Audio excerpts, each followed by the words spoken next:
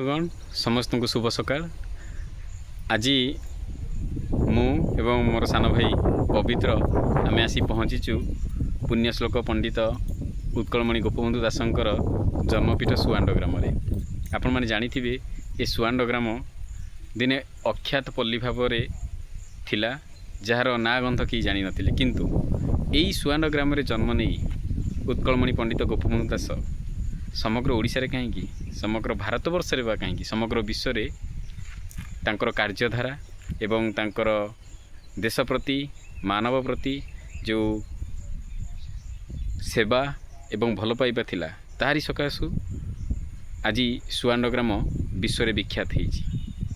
मु से सुआंड ग्रामर पाख दे बोई जाउथिबा ए भार्गवी नदीर जो कूले रे छिड़ा होईछि, दिने सेई पटरे ही ये भार्गवी नदी कूल पंडित गोपबंधु दास, पंडित नीलकंठ दास, आचार्य हरिहर एवं अनंत मिश्र ये चारि जन जाक मु जो पार्श्व छिड़ाई से पार्श्वर कौन एक जगार बसी थिले एवं अपर पार्श्व जो पार्श्वटी को आपण मैंने देखिपुं से पार्श्वर अनेक गुड़िए मृत व्यक्ति मानकर शव आसी श्मशान रे पोड़ा होउथिला। सेतेबेले से समय रे हईजा व्यापी थिला। हईजारे हजार हजार लोक मृत्युवरण करुथिले एवं से सब शवगुड़ी को नदीर अपर पार्श्वे पोड़ा जाउथिला एवं से सब दृश्य को एई पटरे बसी एई चारि जण देखुथिले एवं चिंता करुथिले उत्कलर ए दुर्दशा को एवं हईजा किपरि तार कराल काय विस्तार करी लोकमानंकु मृत्यु मुखरे पकाउथिला। बड़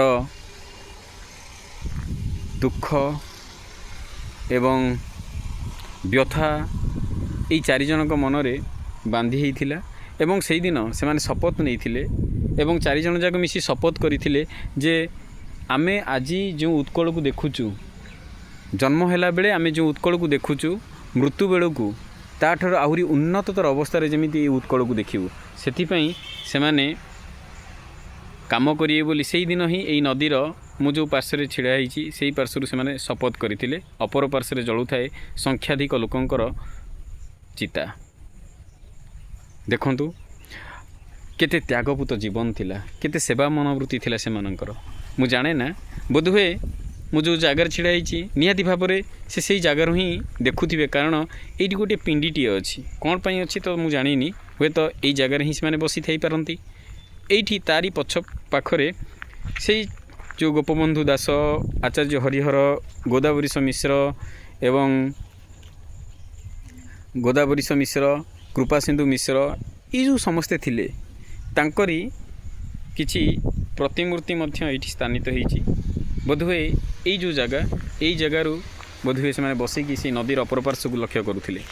आपण माने भाबंतु सेमानक अंतर रे जो उत्कलर प्रति बा उत्कलर सामग्रिक उन्नति प्रति जो सदिच्छा जन्म होइथिला, से सदिच्छा सकाशु आज यही जाति ए उत्कल उन्नतिर पथरे अग्रसर हेउछि।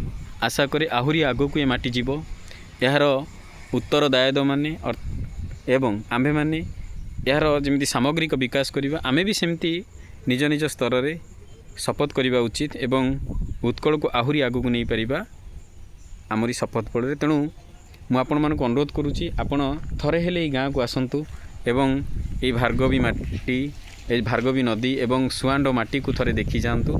ये आपण मैंने भी देखिपारे गाँ अच्छी, जन्मपीठ अच्छी, सेठी मध्य गोटे संग्रहालय अच्छी, से सब को भी देखिकी आपण मैंने तांकर आदर्श रे अनुप्राणित हो पारे। मु विश्वास करे आपण मैंने आसबे, जेबे पुरी आसुचंती जगन्नाथ को भी भेटंतु मध्य यही पंचसखांकर साधना पीठ को एवं उत्कलमणि पंडित गोपबंधु दासंकर जन्मपीठ को। धन्यवाद।